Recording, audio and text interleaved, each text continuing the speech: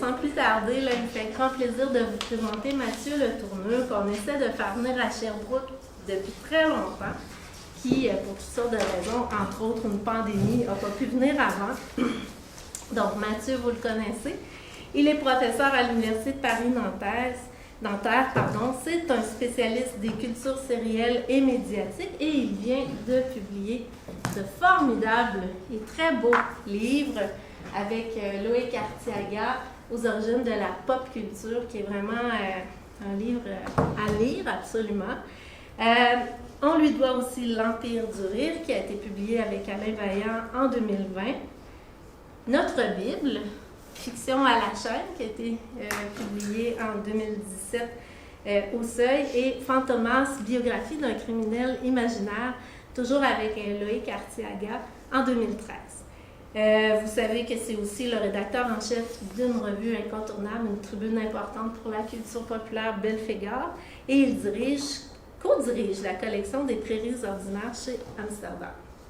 Son titre a changé pour ajouter une couleur, je crois. Le rose et le noir et le jaune et le bleu pour une histoire médiatique des usages des genres. Donc, Mathieu, on t'écoute. Et évidemment, il y aura une période de questions à la fin.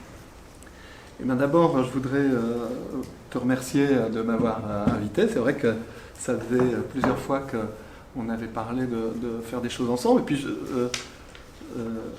ça me fait plaisir aussi parce que j'ai vu tous tes travaux tous tes travaux communs sur le roman sentimental. Et c'est un plaisir pour moi de participer auprès de gens qui connaissent si bien le sujet à ce colloque. Alors c'est un peu intimidant parce que du coup, comme vous avez tout dit déjà dans les 2 livres successifs que vous avez publiés, dont le dernier est ici d'ailleurs, je vais le montrer à tout le monde parce qu'il est très beau. Si vous n'avez pas vu ce livre, je vous le recommande. Il est illustré, il est vraiment très très beau, et il est absolument passionnant. J'ai commencé à le lire, ça vaut vraiment la peine de le découvrir. Alors, moi j'ai décidé de prendre au pied de la lettre le sujet du colloque, c'est-à-dire les 2 couleurs, et de poser la question de la relation entre les genres et les couleurs, partant de l'idée que s'il y a des couleurs qui sont associées aux genres, c'est que on peut imaginer que les couvertures des collections de genre reprennent volontiers un code couleur. Et partant de cette idée, je voudrais proposer l'hypothèse que la question des genres, loin d'être une affaire strictement formaliste ou même textuelle, se situe en réalité à l'intersection de questions médiatiques et textuelles, et que ce sont les systèmes médiatiques et la sérialisation des textes qu'induisent ces systèmes médiatiques qui déterminent l'usage que l'on fait des genres. J'essaierai de le montrer en partant donc d'une promenade dans les couleurs du récit criminel et du récit sentimental, puis en élargissant ma réflexion au XIXe siècle et au XXIe siècle. Donc je vais partir du noir et du jaune, en partant de choses que tout le monde sait, mais ça me permettra de faire de prendre ça comme point de départ d'une réflexion un petit peu plus théorique. Alors on sait que l'association du noir et du récit criminel a une histoire qui se formalise largement au lendemain de la Seconde Guerre mondiale, avec la série noire, mais qui possède des antécédents dès l'entre-deux-guerres, puisqu'un certain nombre de collections policières adoptent alors des couvertures photographiques en noir et blanc, sans doute sous l'influence de la presse magazine et des photographies de faits divers popularisées de façon tout à fait frappante par le lancement de la revue Détective en 1927. Mais on pourrait bien sûr lui trouver des sources plus anciennes, par exemple celles issues du XIXe siècle, avec le roman noir, première tendance, et puis avec le lien tissé, par exemple, entre le mystère et la nuit dans ce précurseur du récit criminel, le récit de Mystère urbain. C'est cependant bien à travers une identité éditoriale qui s'impose, c'est à travers une identité éditoriale que s'impose le noir, puisque la couleur désigne d'abord une présentation matérielle des livres, celle en France de la série noire, puis de toute une série de collections qui reprennent immédiatement après le mot noir, y compris un éditeur, le Fleuve Noir, qui va être un des principaux éditeurs français de littérature populaire. Ce terme, vous le savez, va s'imposer comme un terme désignant un genre médiatique, le noir. On rappellera simplement que le premier usage du terme de film noir se rencontre chez un critique français, Nino Franck, dans un article intitulé « Un nouveau genre policier, l'aventure criminelle », article de 1946, qui nous dit « Ainsi ces films noirs n'ont-ils plus rien de commun avec les bandes policières du type habituel ?» Donc le terme est employé pour marquer une rupture, et il est employé pour marquer une rupture 1 an après la fondation de la série noire, et ça n'est pas pour rien, c'est une façon de citer la série noire. D'ailleurs, ce n'est pas ce texte, cet article qui va populariser la notion de noir pour le film noir, c'est un texte légèrement postérieur, le livre de Raymond Borde et Étienne Chaumeton. Et là, les auteurs se placent explicitement, dès les premières pages, sous le signe de la série noire, en demandant à Marcel Duhamel, le directeur de la série noire, de préfacer leur livre, et en commençant, on le voit dans le sommaire, par indiquer ce genre policier, c'est une série noire, une série de films, et ils appellent ça une série noire. C'est un jeu de mots à l'époque, c'est intéressant qu'ils utilisent la notion de série. C'est bien avant tout à travers un code éditorial que s'invente le noir, y compris, en un sens, de façon indirecte, le noir cinématographique. Le noir est d'abord un paratexte, autant qu'une série de textes. Et de fait, le choix du noir après-guerre vise aussi à faire contraste avec une autre couleur du récit criminel, le jaune. Le jaune qui dominait les collections criminelles de l'entre-deux-guerres. La grande couleur du récit criminel dans l'entre-deux-guerres, c'est pas le noir, c'est le jaune. On sait que c'est une couleur tellement importante qu'elle va désigner le genre en Italie, le giallo, qui désigne le noir. C'est l'éditeur Mondadori qui impose le terme de giallo en lançant en 1929 la collection Giallo Mondadori, c'est-à-dire le jaune Mondadori. Cette collection sera imitée par tout un ensemble d'épigones italiens, tout un ensemble d'épigones italiens, mais l'importance de cette couleur dépasse très largement l'Italie, puisqu'on rencontre des collections jaunes dans toute l'Europe. Par exemple, je n'en ai pris que très peu d'exemples, en France, évidemment, le masque, mais aussi le disque rouge, avec son fond toujours jaune, la Biblioteca Oro espagnole, ou Das Criminal Magazine allemand, toute une série de publications des années 20 et 30. Toute fin des années 20 et 30. En réalité, la source de cette véritable flambée du jaune, elle se trouve chez les Britanniques, en Grande-Bretagne. Elle signale l'influence d'un éditeur, Hodder & Stoughton, qui avait fait de ce cercle rouge sur fond jaune le trait distinctif de sa collection, mettant en particulier en avant le O de E. Phillips Oppenheim, avec toujours ce O et à l'intérieur The Prince of Storytellers, ou alors le cercle rouge, Crimson Circle, d'Edgar Wallace, cercle rouge qui sera présent sur toutes les couvertures d'Edgar Wallace, avec la signature d'Edgar Wallace barrant ce cercle rouge. C'est cette influence de Hodder & Stoughton qu'on retrouve dans toute l'Europe, vous voyez, avec à chaque fois le cercle rouge qui est reproduit dans chacune des couvertures et qui marque aussi l'influence d'un auteur particulier, l'auteur qui fonde en quelque sorte cette flambée du récit criminel dans toute l'Europe, Edgar Wallace, qui va même être présenté comme le rédacteur en chef du Criminal Magazine. Donc on a bien une lignée qui est associée à un éditeur initial et qui prend forme à travers des activités éditoriales qui signalent en quelque sorte la chronologie de la diffusion du genre. Et c'est bien cette viralité formelle éditoriale qui marque le genre. En réalité, ce qui est intéressant, c'est qu'en réalité, le jaune de Hodder & Stoughton, lui, n'a pas grande importance parce qu'il rapporte cette collection à un code de couleur très marqué depuis très longtemps chez les Britanniques, le yellowback qui était qui a apparu dans les années 1840 chez les Britanniques et qui était le format de publication des sensation fiction, c'est-à-dire de tout ce qui va être les récits criminels, mais pas seulement, aussi de récits d'aventure, de récits horrifiques et parfois même de guides, etc. C'est un format populaire, mais le jaune de Hodder & Stoughton, il n'est pas marqué. Ce qui est marqué, c'est l'influence d'Hodder & Stoughton dans toute l'Europe. Ce que montre cet exemple du jaune, c'est que les couleurs dessinent des généalogies historiques et qu'elles permettent de mettre en évidence la circulation internationale des imaginaires et des formes. Cela signifie qu'une telle diffusion est liée à une histoire matérielle, celle des livres et des collections, et donc que la circulation des imaginaires et leur circulation en tant qu'imaginaire sérialisé, regroupé autour d'un architecte, celui du genre, cette circulation des imaginaires des genres doit être replacée dans une histoire matérielle et industrielle. Cette histoire matérielle, et médiatique évidemment, cette histoire matérielle est révélatrice d'un lien profond dans nos imaginaires entre les grands genres populaires, ici le noir, le récit criminel, on le verra, le récit sentimental, et un certain format éditorial. J'anticipe, je vais essayer de le montrer. Celui des collections standardisées de genre qui s'imposent dans l'entre-deux-guerres. C'est bien dans l'entre-deux-guerres qu'on voit ces formats standardisés s'imposer, ces couleurs circuler.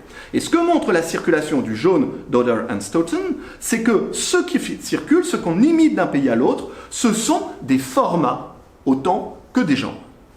Et quand un nouveau format s'impose, quand une nouvelle couleur s'impose, comme le noir qui remplace le jaune, c'est aussi parce qu'il accompagne l'avènement de nouvelles cohérences architectuelles, celle d'un nouveau type de récit criminel, mais aussi, j'y reviendrai, mais aussi parce que ces nouvelles cohérences architectuelles, disons l'arrivée du roman noir à l'américaine s'opposant au thriller britannique, qu'on va reconfigurer après-guerre comme étant le whodunit, mais c'était bien le thriller d'Edgar Wallace, ça c'est pas très important. Mais cette arrivée de nouvelles cohérences architectuelles du genre, elle repose également sur un bouleversement du système éditorial. Si le noir circule dans toute l'Europe après la Seconde Guerre mondiale, c'est parce que le système éditorial de l'édition populaire européenne est totalement réduit à néant dans toute l'Europe par la guerre, qui a bouleversé entièrement ce système, et donc que de nouveaux acteurs peuvent entrer en jeu et imposer leur nouvelle logique de distribution du populaire, et en imposant de nouvelles logiques de distribution, ils tendent à imposer également de nouveaux genres. On l'a vu avec l'arrivée des dime novels d'Eichler au début du XXe siècle, on l'a vu avec les premières collections populaires de Fayard. Chaque nouvelle innovation médiatique engage, se traduit par l'apparition de nouvelles formes de genre.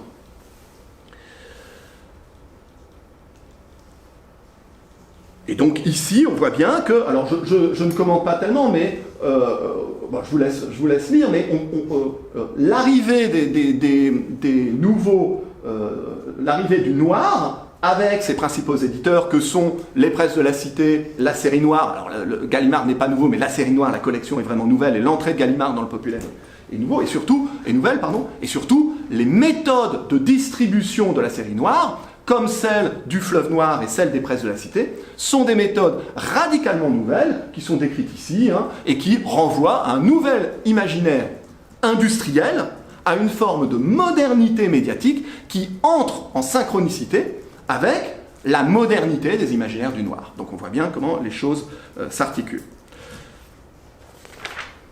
Alors, bon, je passe sur ce format standardisé, le changement de paradigme. Simplement, je signalerai que le changement de paradigme affirmé, le noir, c'est un récit en prise avec le monde, c'est un récit qui peut décrire la nouvelle modernité de l'Europe par la médiation des imaginaires américains, cette idée qui va être affirmée régulièrement, y compris d'ailleurs par Marcel Duhamel dans son fameux texte de 1948. Cette idée, elle est en partie contrebalancée par les premières éditions de la série noire, qui sont des éditions jaunes et noires. Je voulais terminer là-dessus. Alors on passe au rose et au bleu, et une troisième couleur, le rouge. Alors on commencera par souligner que le rose n'est pas la couleur du récit sentimental. Le rose est, dans le monde de l'édition, la couleur de l'érotisme. La couleur du récit sentimental, ce n'est pas le rose, mais le bleu. Et ce, dès l'entre-deux-guerres.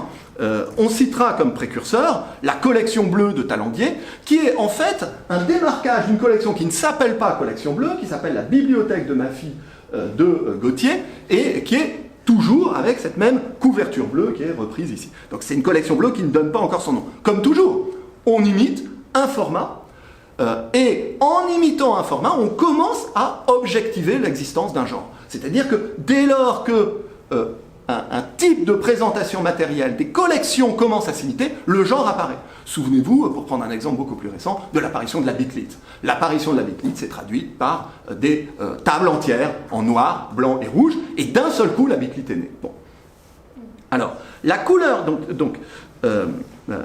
alors, ces collections vont se traduire par l'apparition d'une véritable flambée de collections bleues, hein, les romans bleus, les bleuets, le ruban bleu, fleurs bleues, livre bleu, fleurs bleues encore, les heures bleues, la rose bleue, etc., le disque bleu, je ne dis pas tout. On notera encore que deux des collections de romans sentimentaux les plus anciennes et les plus importantes, Stella et Fama, adoptent toutes deux la couleur bleue pour l'étoile de Stella et le tour bleu pour Fama. C'est donc bien une couleur à valeur générique, avec encore une fois une viralité éditoriale de ces couleurs, qui se pense ici et qui renvoie très largement à une expression évidemment fleur bleue. Le bleu, c'est la littérature, fleur bleue, déclinée par toute une série de titres, fleurs bleues eux-mêmes, hein, les bleuets, la rose bleue, pervenche, fleur bleue, jusqu'au Floralie de Talandier qui existe, vous le savez, jusqu'à 1980. Toutes ces collections partagent donc une même prétention à offrir un amour fleur bleue, c'est-à-dire naïf et pur. Un grand nombre de ces romans bleus affichent, souvent en quatrième de couverture, qu'ils peuvent être mis entre toutes les mains. Alors je vous ai mis que ce côté-là parce que j'ai pensé à mettre cette slide, mais au dos, il y a marqué ces livres peuvent être mis entre toutes les mains.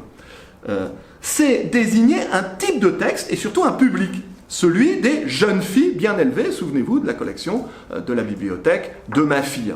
Celui des jeunes filles bien élevées qu'il s'agit de protéger des mauvaises lectures. La couleur bleue rendait ainsi un certain nombre de romans immédiatement identifiables comme des romans dépourvus d'immoralité, suivant des logiques qui sont celles que l'on rencontre déjà dans des logiques contre-discursives que l'on rencontre déjà dans les feuilletons mélodramatiques publiés par la presse catholique au XIXe siècle, hein, dans La Croix, dans La Veillée des Chaumières. Il s'agit de protéger le lecteur du roman feuilleton au XIXe siècle, puis des romans populaires au XXe siècle. Qu'est-ce que ça veut dire protéger le lecteur du roman feuilleton? Ça veut dire produire un contre-discours par rapport à un discours dominant, un contre-discours qui vise à reconfigurer les discours du roman feuilleton en termes chrétiens. Alors, cette idée d'une reconfiguration en termes chrétiens, les Bleuets l'expriment très clairement. Il s'agit de proposer des romans sains, moraux, bienfaisants, romans du foyer, de la jeune fille, de la femme, respectueux de la morale chrétienne. On expurge un certain nombre de topoïdes de la littérature populaire, comme ceux de la fille mère, de la fille séduite, de la fille perdue, prostituée, etc. Et on voit bien dans cette idée que le modèle de ces romans bleus, à l'origine, mais ça c'est des choses qu'a très bien montré Hélène Constant, ce n'est pas tant le modèle, ce n'est pas tant celui de l'amour, de la question de l'amour, que celui de la vie chrétienne et de la conjugalité, ce qui n'est pas exactement la même chose. Ce qui est la préoccupation centrale, c'est la constitution d'un foyer chrétien, offrant à ses lectrices des personnages féminins qui se voient associer les seuls rôles possibles, hein, la mère, l'épouse ou la martyre. Et on sait bien, par exemple, que les premiers d'Élie, l'autrice d'Élie, hein, parle davantage de valeurs chrétiennes et de mode de vie chrétien que de la question de l'amour. Ce dont il s'agit pour ces romans bleus de protéger les lecteurs, c'est donc, au XXe siècle, il s'agit de les protéger du roman feuilleton. Alors le roman feuilleton, ça n'existe plus, ou ça n'existe plus comme un format dominant au XXe siècle, mais en fait, le roman feuilleton, c'est ce qu'on appelle au XXe siècle le roman populaire.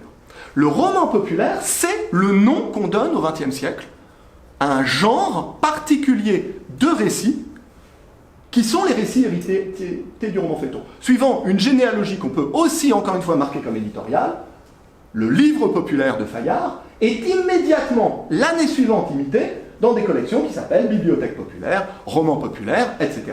Et le livre national, qui va être la grande collection concurrente du livre populaire, est décrit comme cette collection rouge où sont publiés les grands maîtres du roman populaire.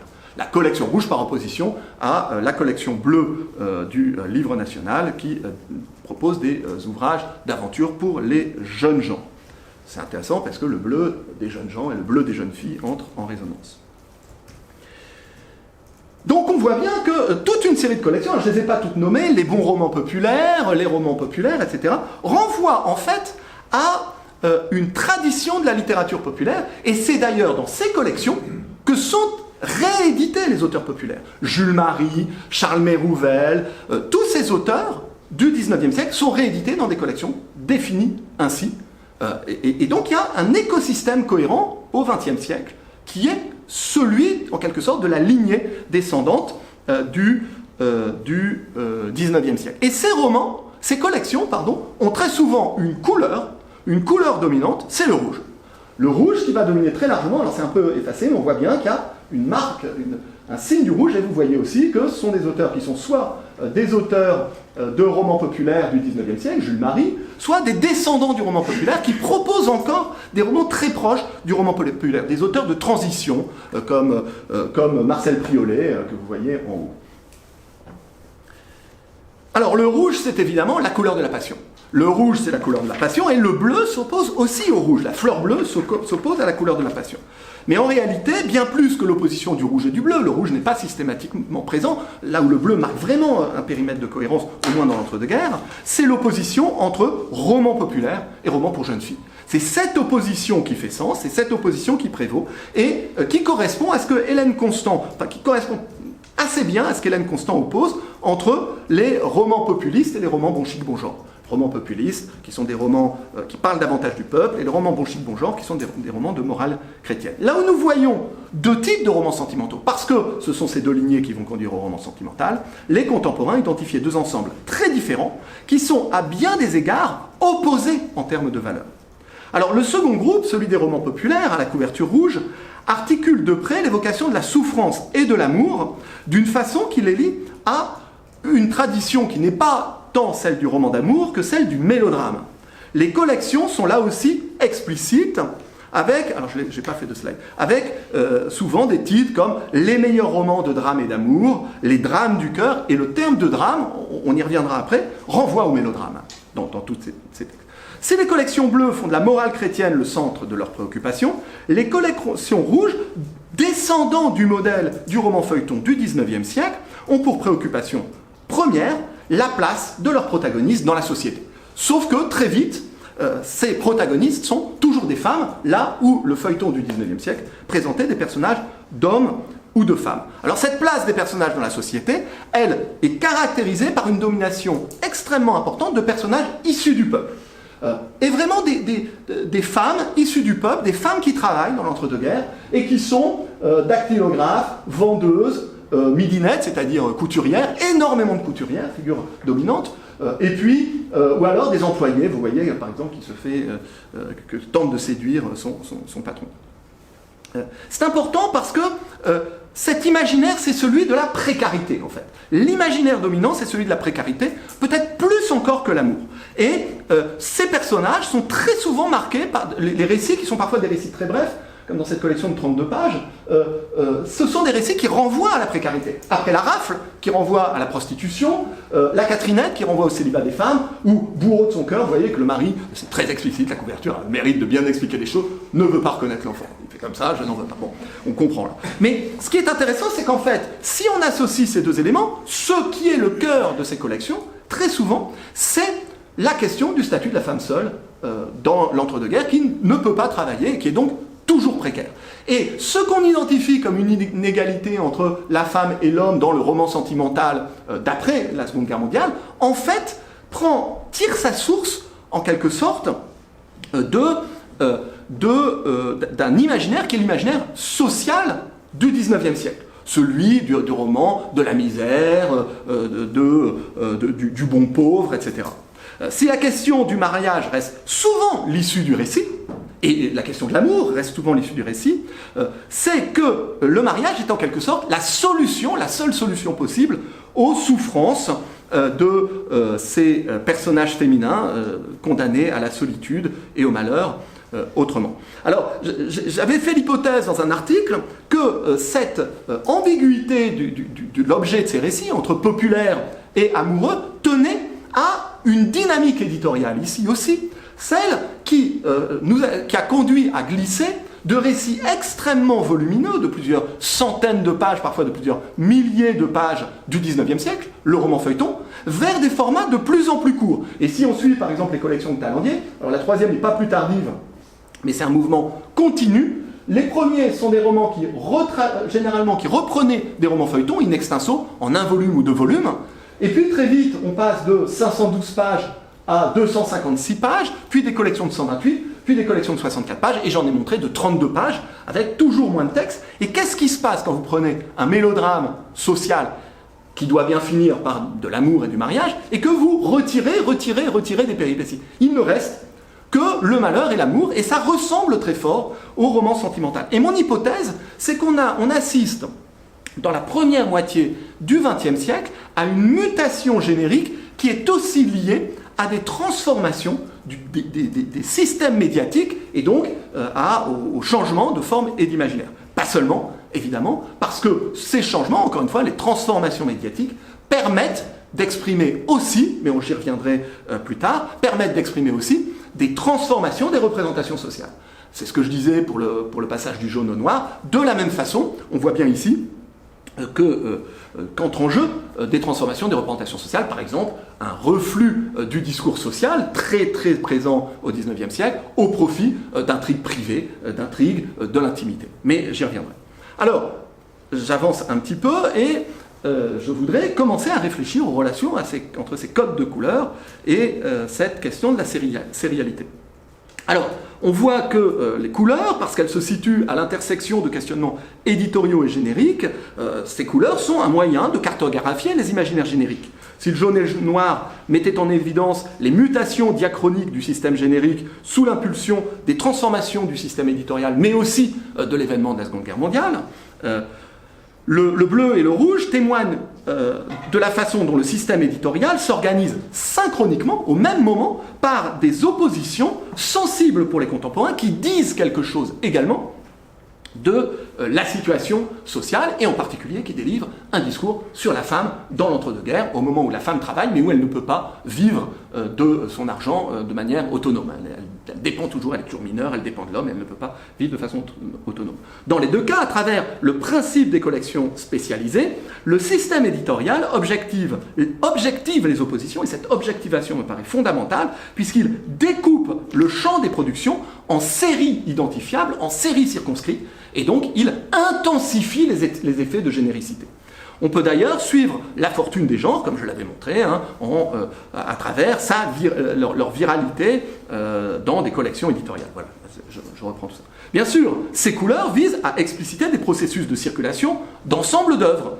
Ce qui circule avec Odell and Stoughton, je l'ai dit, c'est le thriller d'Edgar Wallace. Ce qui circule avec la couleur noire, ce sont les romans américains et leur manière de transformer les imaginaires du roman criminel français, italien ou autre. Ce à quoi renvoie la couleur bleue, c'est à une esthétique sentimentale de l'amour chaste, à une époque où la France est encore traversée par des tensions entre un catholicisme en déclin et les valeurs républicaines. Et donc la question du social est un enjeu majeur pour ce combat. Delhi serait l'incarnation du bleu, etc.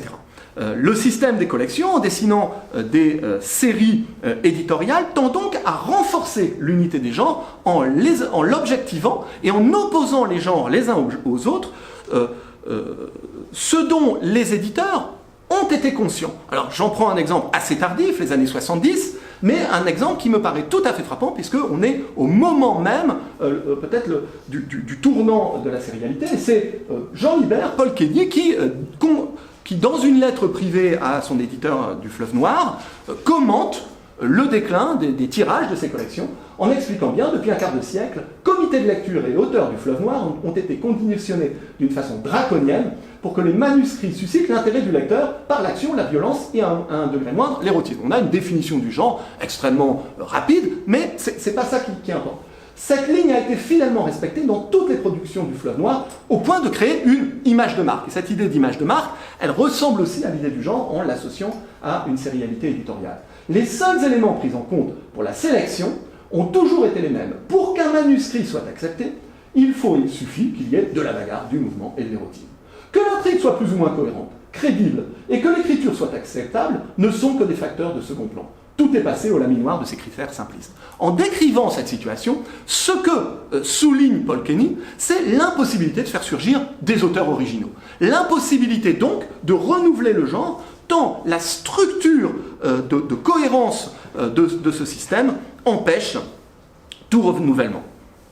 Ces codes de couleurs sont donc des codes éditoriaux qui explicitent des unités génériques. Ils sont profondément associés à des logiques sérielles qui se sont inventées et déployées avec l'avènement des collections populaires de genre dans l'entre-deux-guerres. Avant la guerre, on invente les collections populaires, Fayard. Tout de suite après la Seconde Guerre mondiale, toutes les collections populaires sont des collections de genre. Le livre populaire, il n'y a pas de limite de genre très claire, même si c'est, comme je l'ai dit, le roman feuilleton mélodramatique, mais il y a aussi du récit de KPDP, etc. Dans l'entre-deux-guerres, vous avez des collections de récits de KPDP, des collections de romans d'aventure, des collections de romans d'amour, des collections de romans cinéma, etc. Et même après la Seconde Guerre mondiale, les éditeurs vont largement conserver ce principe de collection organisée autour de couleurs. Un tel principe ne commencera à se déliter qu'à partir des années 80, quand les éditeurs abandonnent progressivement leur présentation standardisée. Le Fleuve Noir abandonne par exemple le principe de couverture confiée au même illustrateur à la fin des années 70. Ça n'est que dans les années 2010 que le Masque abandonne la couleur jaune et que la série noire renonce à son format standardisé. J'ai mis dans les années 2010 parce que je n'ai pas vérifié la date. Seul Harlequin donne encore une place importante au code de couleur. Il est intéressant de constater que ce sont encore les oppositions des codes de couleur de l'entre-deux-guerres.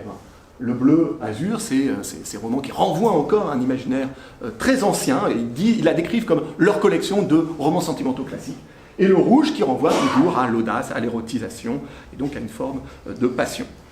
Simplement, on le sait, Harlequin a depuis multiplié les sous-couleurs, le blanc pour la collection médicale, le noir pour la collection policière, etc. Ainsi, les codes de couleurs des collections ont une histoire assez brève, qui conduit de l'invention des collections génériques standardisées à leur effondrement à partir des années 80, à l'époque post-Fordiste. Cela signifie que la logique des couleurs est liée à celle d'un moment éditorial, celui des collections.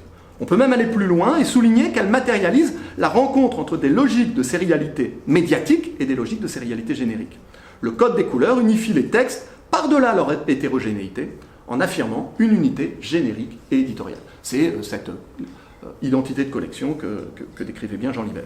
Ce que signe le code couleur, c'est donc une logique fordiste de la généricité, telle qu'elle s'invente au début du XXe siècle et qui vise à encadrer le plus possible la création en induisant des types de textes et des modes de déchiffrement.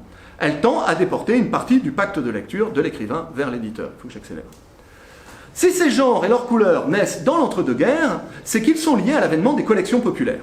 Dès lors, on peut postuler que s'ils dépendent d'un système de production particulier, que j'ai appelé le système fordiste, ils ne remplissent pas la même fonction que la fonction que remplissaient les genres au XIXe siècle. Cela veut dire que les genres du roman sentimental et du roman policier tels que nous les connaissons sont liés à une situation historique particulière.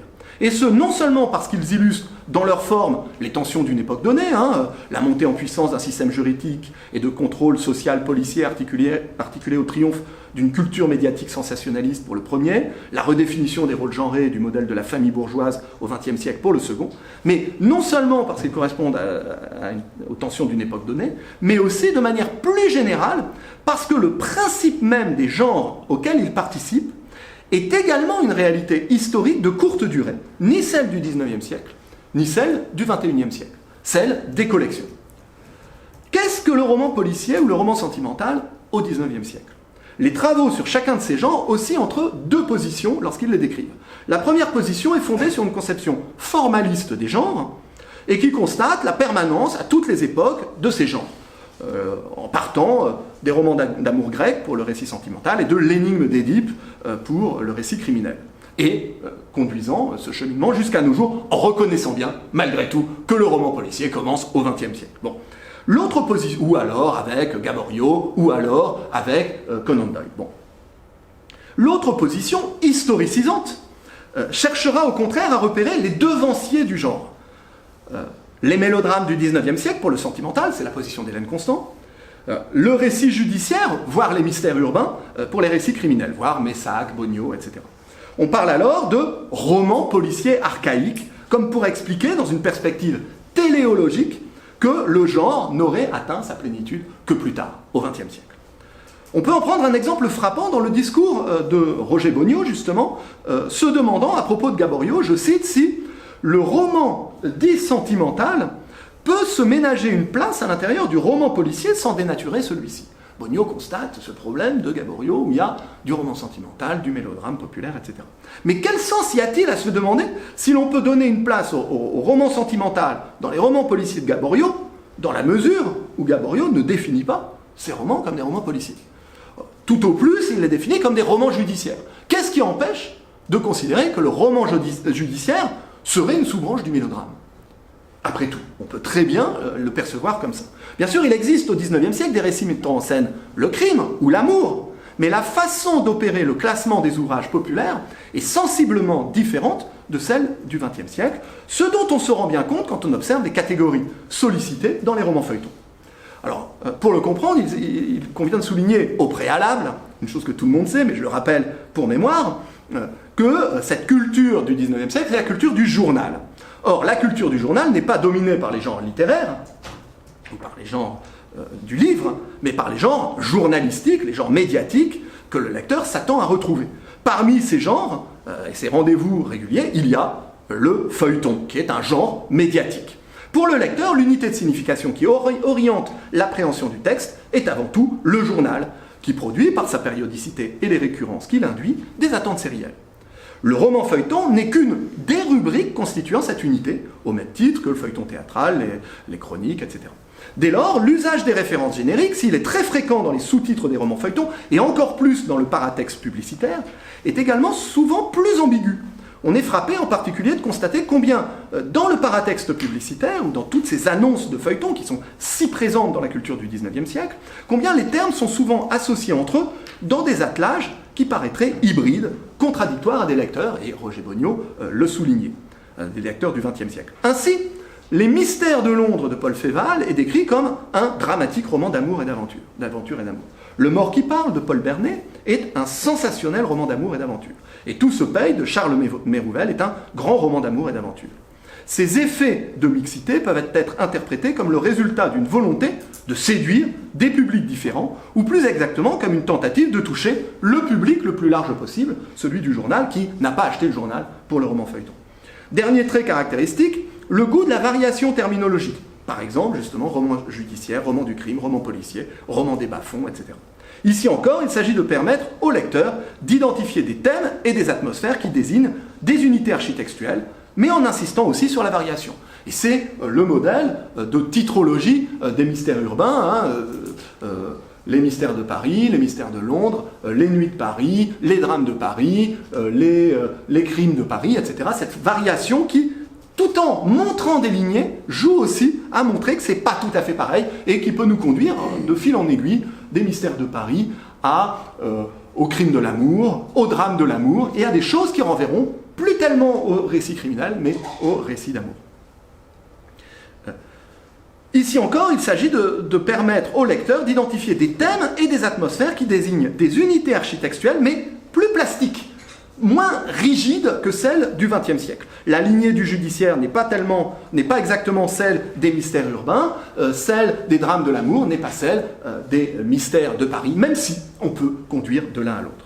Cette manière de saisir le genre s'explique par la dynamique du feuilleton. Au moment où le lecteur lit les premières livraisons d'un feuilleton, il ne sait rien du texte qu'il a entre les mains. Il est donc essentiel pour lui d'avoir des promesses. Alors, pour cela, on peut multiplier les identifiants afin de lui donner une idée du texte, mais aussi de l'inviter à lire le texte. Le processus est donc l'inverse de ce qui se produit dans l'entre-deux-guerres dans les collections populaires. Au XXe siècle, le lecteur choisit un genre dans une collection avant de choisir une œuvre. C'est ce que manifeste la standardisation des collections, qui invite au choix via une unité éditoriale qui est aussi une unité générique. Le genre n'individualise pas en proposant une multiplicité de choix comme au XIXe siècle, il généralise, rapportant toutes les œuvres à un même dispositif qui est tout autant éditorial que générique. En revanche, chacun des textes est évalué par le lecteur de façon distinctive comme une variante du genre, mais comme une variante au sein de catégories beaucoup plus définies, limitées par la collection et par le genre. On voit la différence entre les deux fonctions de généricité, tandis que le XXe siècle propose un usage du genre qui produit un effet de sérialisation qui retrouve en quelque sorte dans le pacte de lecture la standardisation de la collection. Au XIXe siècle, les indications génériques servent à individualiser, à caractériser un texte, et c'est pour ça qu'elles sont souvent multipliées. Ce qu'on identifie comme de l'hybridation n'est pas de l'hybridation, c'est un autre usage des logiques de généricité. Si les chercheurs qui travaillent sur le feuilleton du XIXe siècle constatent sans arrêt cette hybridité, il n'y a pas lieu pour autant d'y voir une sorte d'immaturité du rapport au genre. C'est un usage du genre qui ne repose pas sur les mêmes fonctions parce que l'écosystème éditorial est radicalement différent. On le voit bien, par exemple, dans un ouvrage comme Roger la honte de Jules Marie, où le récit commence comme un récit judiciaire, se prolonge en épopée militaire, devient un roman d'aventure géographique et finit en récit mélodramatique et roman d'amour. Cette variété n'est qu'apparente, car le genre dominant, c'est le mélodrame. Et le mélodrame est caractérisé par une logique de variété, avec rebondissement, crime, état d'âme amoureux et aventure. D'où le sous-titre extrêmement présent au XIXe siècle de dramatique. Le mot dramatique qui renvoie autant à la promesse de sensationnel, mais aussi à un genre, le mélodrame. Et souvenez-vous, les collections rouges, qui elles-mêmes étaient marquées par les grands drames d'amour, etc. On voit encore cette lignée. Bon, j'accélère. Au XXe siècle, c'est le contraire. Au XXe siècle, les collections visent à un principe de segmentation. Il ne s'agit pas de séduire le public le plus large possible du journal, il s'agit de choisir entre les enfants, les collections bleues du livre national bleu, roman d'aventure pour les garçons, voire les collections bleues pour les jeunes filles, qui sont aussi mineures à leur façon, les femmes, les collections rouges, les hommes, les collections noires, etc. Ou les collections jaunes, pardon, etc. On voit bien donc qu'on est dans une logique de segmentation et de standardisation que j'ai caractérisée comme une standardisation fordiste. J'en viens à la dernière partie avant la conclusion, il faut que j'accélère encore. Le modèle fordiste de la standardisation et de la rationalisation au niveau éditorial, ce niveau de la production qui correspond justement au niveau de la production fordiste, ce n'est pas celui qui fabrique les objets qui décide de leur rationalisation, ce modèle s'est effondré dans les dernières décennies du XXe siècle. À partir des années 80, les grandes collections de genre périclitent les unes après les autres parce que les réseaux de distribution qui les soutenaient, les kiosques à journaux, les bureaux de tabac, les supermarchés, les stations-service, abandonnent progressivement la vente de livres. Alors ça a été étudié, il y a encore un texte de Jacques Boimard qui un peu tardivement explique comment les collections de gens se sont... le lectorat populaire qui faisait le succès de ces collections a disparu. Je n'ai pas le temps de le commenter. Ce désintérêt vient de l'apparition de nouveaux types de supports de diffusion de la fiction, la télévision et dans les années 80, les VHS. L'effet collection décline, ce que consacrera dans les années 90 la fin du classement par collection dans les librairies.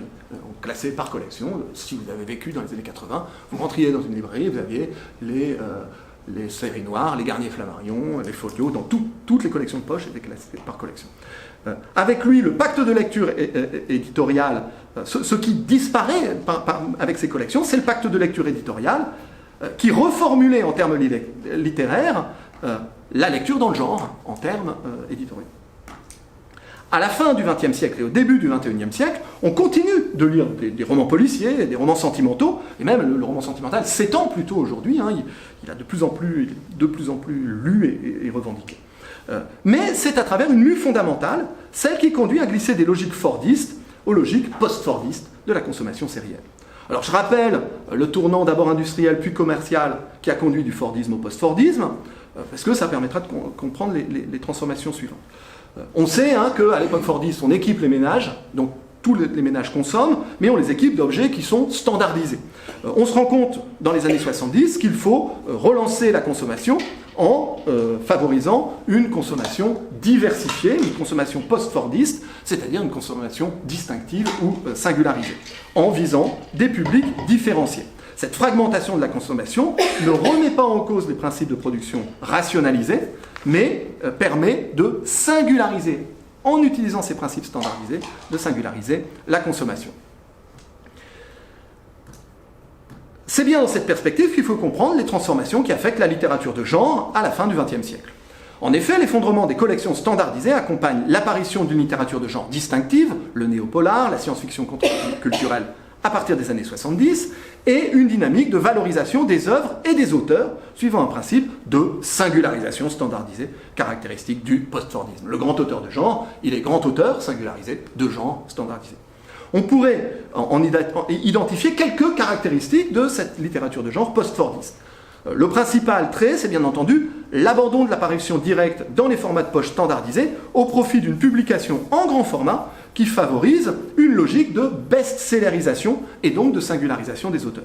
Ainsi, Harlequin n'a cherché à valoriser ses auteurs que depuis qu'il s'est engagé dans une logique de grand format avec sa collection Esperluette, et qu'il commence donc à présenter des auteurs comme des auteurs phares pour souligner leur originalité.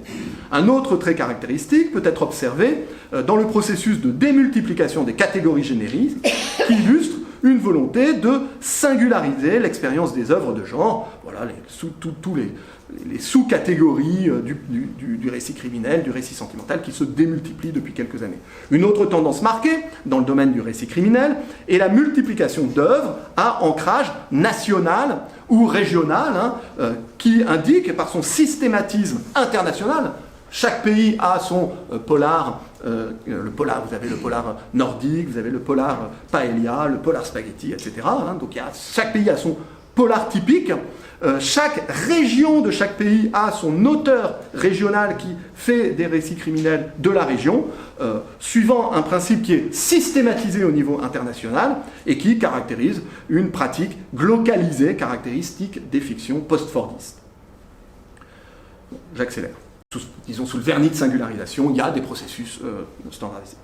C'est dans cette perspective qu'il faut considérer la multiplication de formes hybrides isolées qui ne forment pas à proprement parler des genres ou des sous-genres. Récits mêlant science-fiction et polar, micro-mode actuel du polar feel-good, que Johan aime particulièrement, récit sentimental dans l'espace, etc.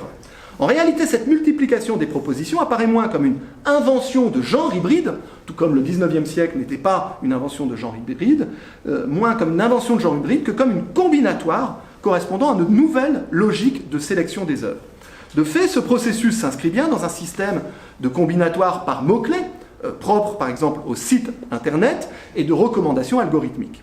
Il est frappant en particulier qu'une telle logique suive également celle des sites comme Wattpad ou des sites de distribution des fanfictions avec leur multitude de mots-clés, sites désormais largement visités par les éditeurs de romance, de romans sentimentaux, à la recherche de nouveaux talents, puisque c'est là désormais qu'ils trouvent leurs principaux auteurs.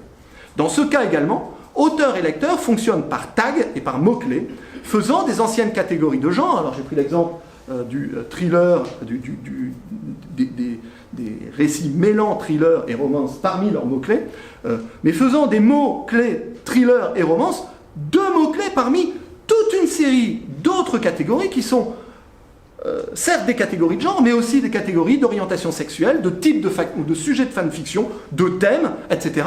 Ce qui tend à déliter l'importance du genre par rapport aux autres catégories, voire à faire du genre un thème parmi d'autres, égalisé avec ces autres thèmes.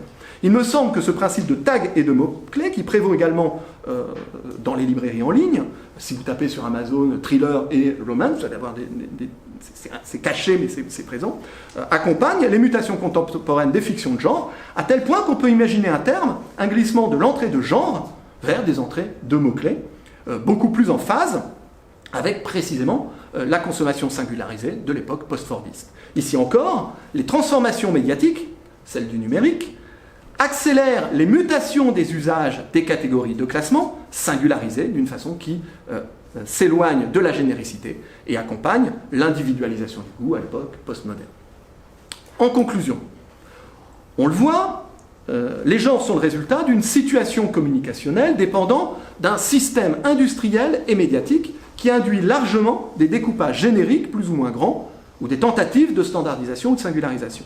Pensez les genres comme des catégories purement formelles, purement textuelles.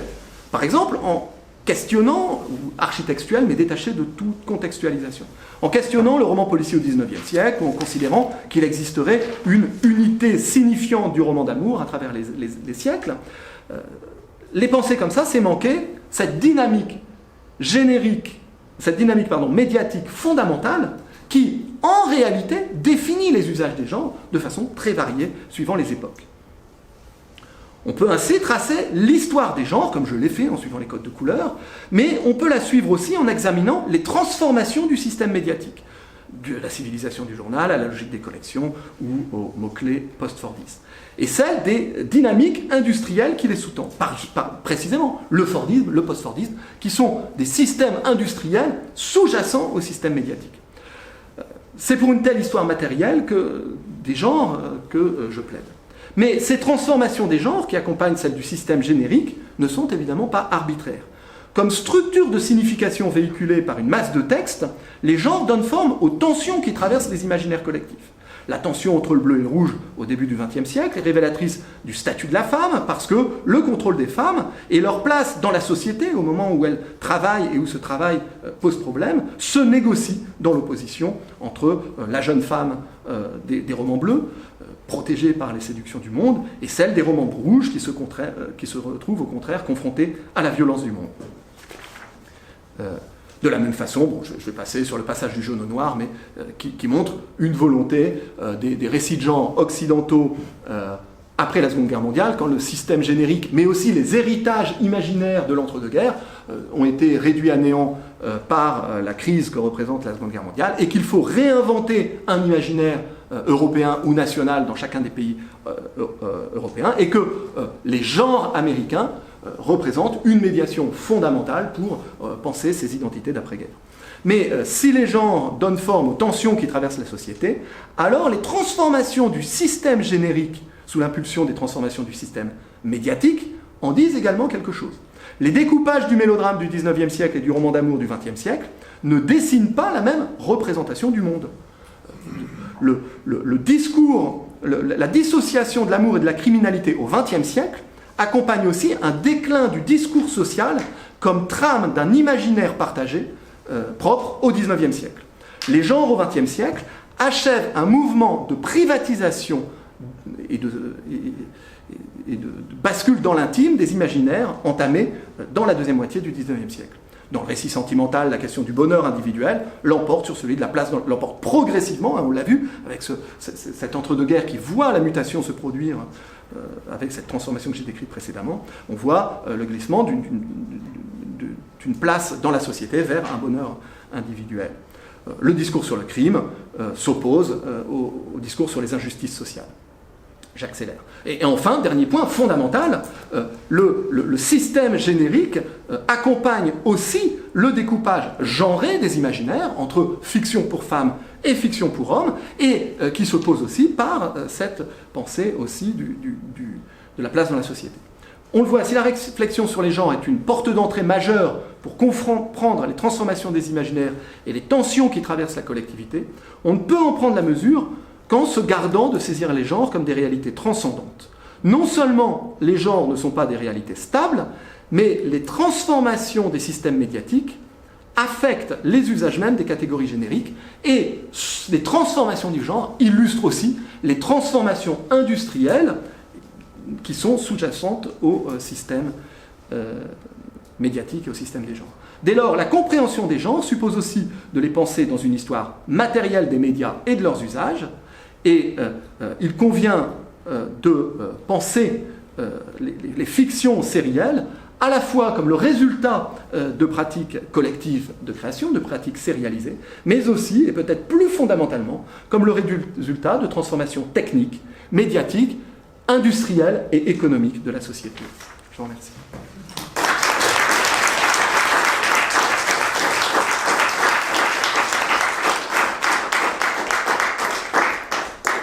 Merci infiniment, Mathieu. Wow, wow, quel tour de force, c'était vraiment très, très, très riche. Mais rassure-nous, dans Bourreau de son cœur, est-ce que le père reconnaît l'enfant? Alors, si ma mémoire est bonne, parce que j'en ai lu beaucoup, beaucoup, beaucoup dans cette série, si ma mémoire est bonne, le père, sur son lit de mort à la fin, dit qu'il regrette de ne pas avoir reconnu l'enfant. Si ma mémoire est bonne. En 32 pages, il s'en passe. Et auparavant, c'est le grand-père qui aide la fille à s'occuper de l'enfant. Si ma mémoire est bonne, parce qu'il y en a beaucoup avec des fimères, et je mélange un peu les fimères. On pourra en parler, mais clairement, ces collections rouges-là, c'est ce qui se rapproche le plus de ce qu'on a travaillé ici sur le Québec, roman sentimental en fascicule de... Et pas les bleus? Le bleu, le terrain, je veux pas qu'on prendra les questions. Le bleu, le terrain est occupé par Délie et Magali. Ah oui, donc par Talon. En livre de poche, donc il n'y a pas vraiment de place pour autre chose. On va poursuivre cette discussion collective. Est-ce qu'il y a des questions, des commentaires?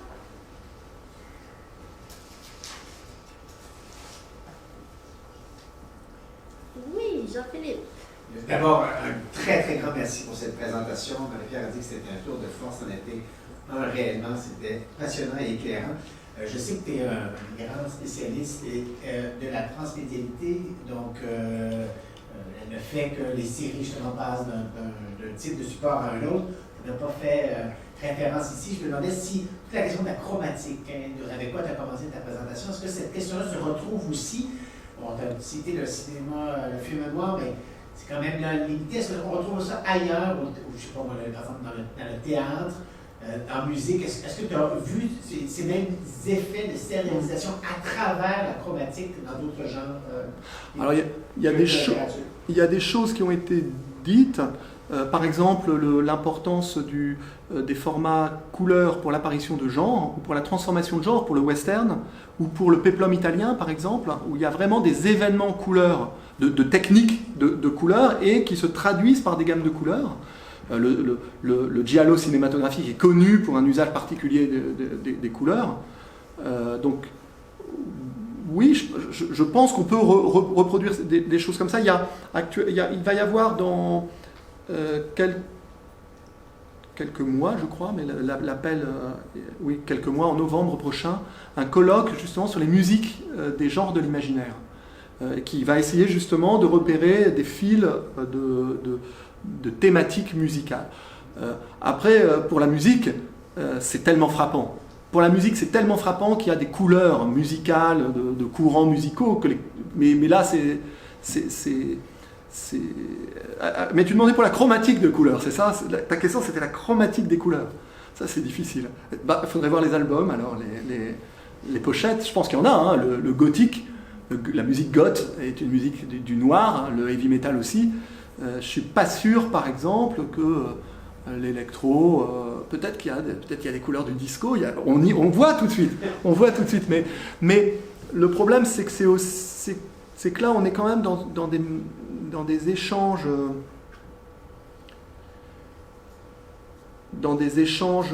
pour la musique. Il me semble qu'on est aussi dans des échanges, disons, du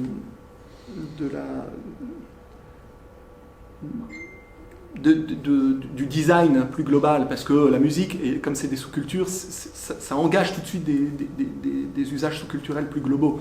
Les goths, par exemple, c'est aussi une façon de s'habiller, c'est aussi un imaginaire visuel, etc. Bon. Parce que moi, pendant que j'écoutais, je pensais au théâtre notamment. Je m'étonnais que la logique que tu parlais pour la littérature, je n'avais pas ou s'appliquer aussi facilement. Il me semble qu'il y a quand même une différence pour les couleurs en y réfléchissant. Il y a une différence, c'est qu'en fait, une collection éditoriale, c'est une marque. C'est une image de marque. C'est pour ça qu'il y a une dimension industrielle qui est très forte dans les livres. Le processus industriel est très marqué dans les films, mais le livre, c'est un bien de consommation manufacturé, peut-être le premier bien de consommation massifié, standardisé, et c'est vraiment un des domaines où les effets de standardisation vont être les plus précoces, hein, dans le domaine de la fabrication en série des objets. Et c'est un des endroits où la marque de fabrique va apparaître le plus tôt. Et il me semble que tous ces codes couleurs, toutes ces standardisations ça s'explique aussi par l'économie industrielle du livre. Et je pense en général qu'on sous-estime beaucoup la dimension culturelle des économies industrielles et des modes de consommation, et des modes de production et de consommation que ces économies industrielles induisent. Et que, enfin, je pense vraiment qu'il y a des choses à chercher de ce côté-là. Anthony? Oui, 3 remarques rapides. La première, c'est sur le déplacement des codes de couleur, en particulier le cas du roman noir, puisque au XIXe siècle, le roman noir, c'est relié au gothique. C'est ça. Et donc c'est l'univers du fantastique, c'est l'univers de l'horrifiant.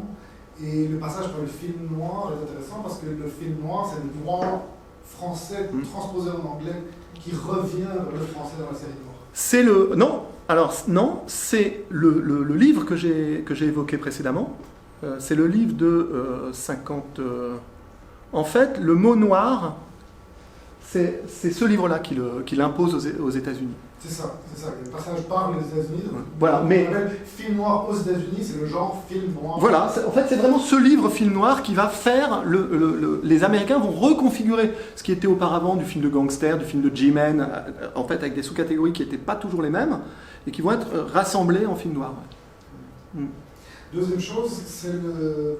Bon, mais c'est parce que tu le présentes, forcément, il y a un effet de look sur les collections populaires, mais simplement pour dire que ce codage des couleurs, il existe partout. On parlait de la musique, en pensant à ce que disait Jean-Philippe, là où le code de couleurs c'est le plus imposé dans le domaine de la musique classique, c'est Deutsche Grammophon, qui n'est pas du tout, qui est l'exemple même du lieu où le prestige se distribue. Même chose dans la période dont tu parles, Gallimard s'impose un code de couleur, enfin ça s'impose des codes de couleur, et donc il y a un peu partout la nécessité de se signaler, notamment visuellement.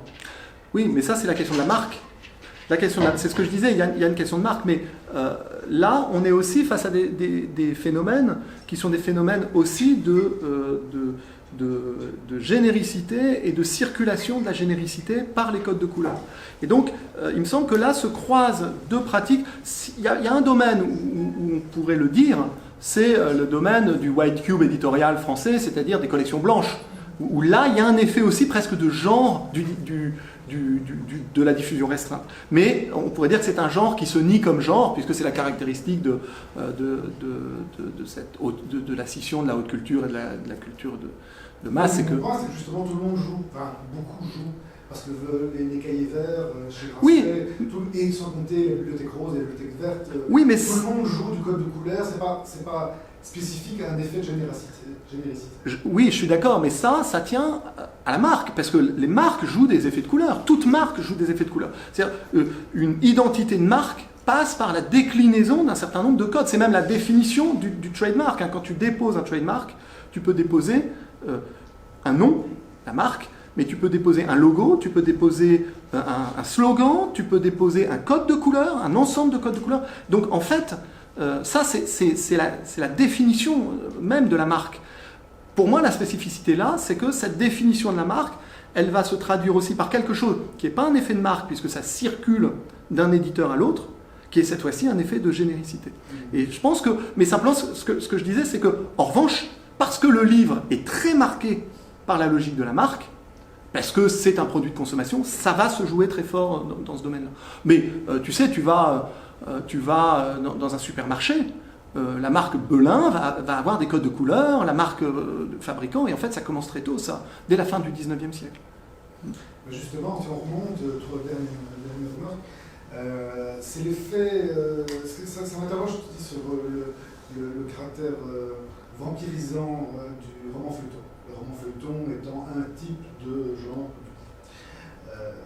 Parce que lui-même, il vient pas de nulle part, il s'est imposé effectivement à la rencontre d'un effet de genre et d'un effet matériel qui est la forme même du roman feuilleton. Avant ça, juste avant ça, on a des distributions génériques extrêmement précises, mais qui ne se rencontrent pas, ou pas vraiment, par des effets de couleur, parce qu'en gros tout se ressemble, et les gens ils relient à la maison de toute manière quand ils le font.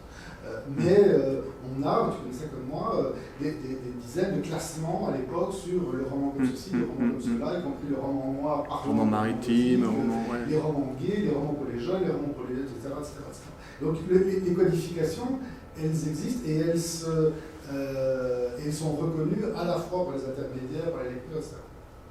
Et puis, probablement que l'effet du roman feuilleton et de cette forme-là a été tellement fort que tout a tendance à se redistribuer par rapport à ça. Ce qui ne veut pas dire que tout a été oublié, que ces codes-là, ils viennent encore et ils ont continué à se transmettre, y compris l'association avec des couleurs, etc. Mais que le roman feuilleton viendrait, c'est de manière redistribuer les cartes. Il ne vient pas placer les choses, il vient les redéplacer, tu vois, avec des choses qui vont se passer ensuite. Oui, moi, ce qui m'intéressait, c'était de discuter la situation du XXe siècle par rapport à ces héritages du roman feuilleton. Ce qui est intéressant, c'est que finalement, au XXe siècle, on a une sorte de négation de la généricité dans la littérature générale, parce que les catégories génériques sont en quelque sorte réservées à la littérature populaire. On a des choses qu'on va appeler autofiction, donc on a des choses qui ressemblent à des gens, mais qu'on ne pense pas de la même façon. Ce qui me frappe, c'est que dans l'usage du roman feuilleton, il y a beaucoup plus la mise en avant d'une variété, et qu'au XXe siècle, le classement systématique en collection de genre, qui va réserver en partie l'usage du genre à un type de production, engage un mode de lecture qui est un mode de lecture spécifique. La lecture par la collection, par le genre, et qui est caractéristique, à mon avis, du XXe siècle.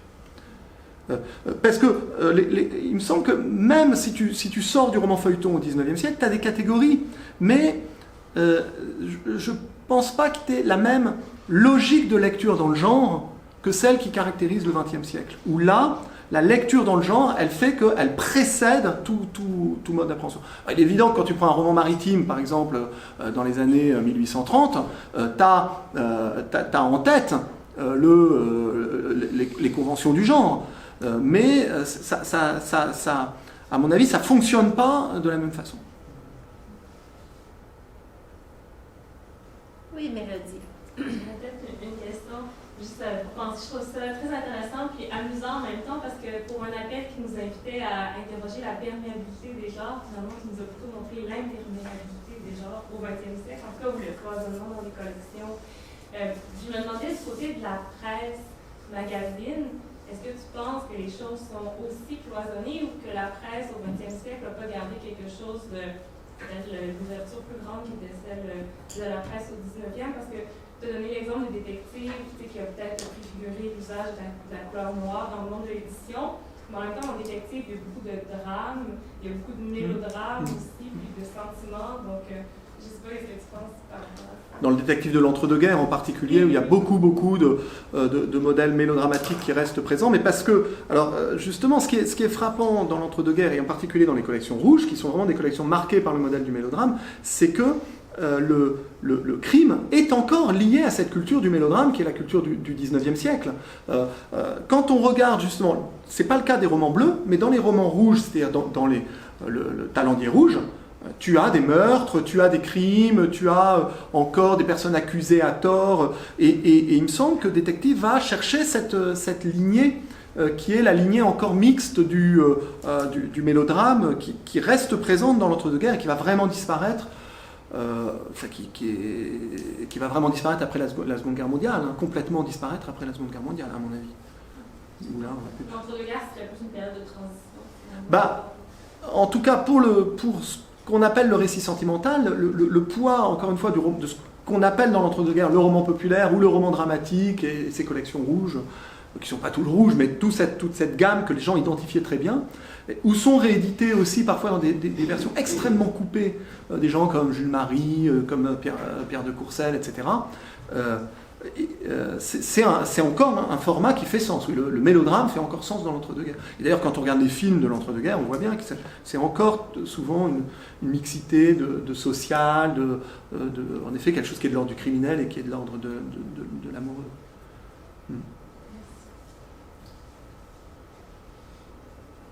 Oui, Bertrand. Oui, je reviens à la question de l'articulation entre codification du genre et code d'identification de la marque. Dans quelle mesure aujourd'hui on peut considérer que c'est la marque qui a pris le dessus sur le genre, avec entre les deux peut-être la question de la place de l'auteur et la starification des auteurs. On parle d'auteurs marques pour certains, sachant que par exemple John Esvaux c'est Gallimard et la série noire, puis on pourrait multiplier des exemples. Comment on peut percevoir les choses? Alors, je pense que de fait, la fin des collections Fordis, vraiment, qui ont quasiment disparu, il ne reste plus qu'Arlequin comme collection sur ce modèle-là, se traduit forcément par une logique de best-sellerisation. Et la best-sellerisation, c'est pas de la standardisation. Les auteurs de best-sellers, c'est les auteurs singularisés. Et ça, c'est vraiment une chose importante de voir à quel point ils sont fondamentalement différents de ces auteurs de collections standardisées. Présenter Marc Lévy comme un auteur de littérature populaire, ça n'a pas de sens, parce qu'en un sens, c'est le contraire de ça. Donc ça, c'est une chose, à mon avis, qui est certaine, même s'il y a plein d'auteurs qu'on essaye de best-selleriser et ça ne marche pas, hein, et eux, ils disparaissent. L'autre chose, c'est que pour la question de la marque, le phénomène de glissement de marque, il se produit probablement moins du côté de la littérature que dans d'autres domaines. Il en passe par le glissement dans les logiques industrielles du copyright au trademark, qui est vraiment la montée en puissance du trademark dans les logiques industrielles. Ça, c'est vraiment une chose qui est très caractéristique dans la culture transmédiatique contemporaine. Ça, à mon avis, c'est ça la vraie rupture, c'est une bascule dans une logique de trademark. C'est-à-dire, c'est moins le modèle de l'auteur star que le modèle de la franchise. Et en fait, il y a des auteurs franchises. Hein. Tom Clancy, par exemple, c'est une franchise qui peut se décliner en série télévisée. Donc, Stephen King, je pense que ça doit être une marque déposée aujourd'hui, parce que ça se décline dans des objets différents. Donc ça, c'est plutôt ça la logique vraiment qui combine la marque et l'auteur. Marvel, dans le fond, c'est la même chose.